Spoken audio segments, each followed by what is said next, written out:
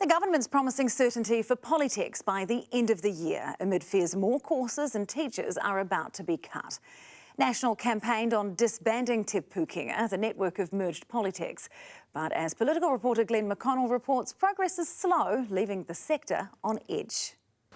As the new school year draws closer, the students and teachers of Te Pukenga, all 240,000 of them, face an uncertain future, with polytechs in a fight for their survival. Hardly any of them can survive without, as I say, making major cuts to staffing and major cuts to provision, major cuts to the opportunities that our communities will have. So for staff, it's almost unbelievable that they don't have any certainty. They're all looking to the Minister for direction. Look, it's just such an important sector. Penny Simmons has already started undoing Labour's Polytechs merger, Te Pukenga. It's only 4 years old and was set up to try and stop campuses from closing.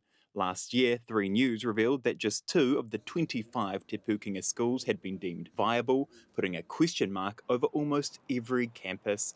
They are now racing to bring their costs down to meet student demand. At this stage, it's looking like there will be around 10 that will be viable to stand alone, and then a remaining number will go into a federation to help with their viability.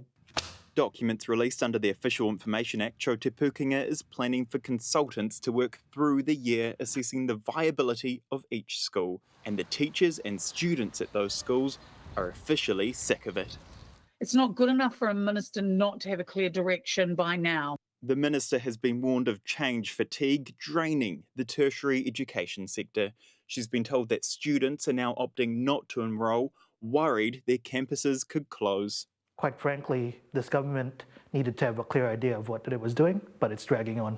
But here's a deadline. Look, Cabinet will be making a decision in the middle of the year.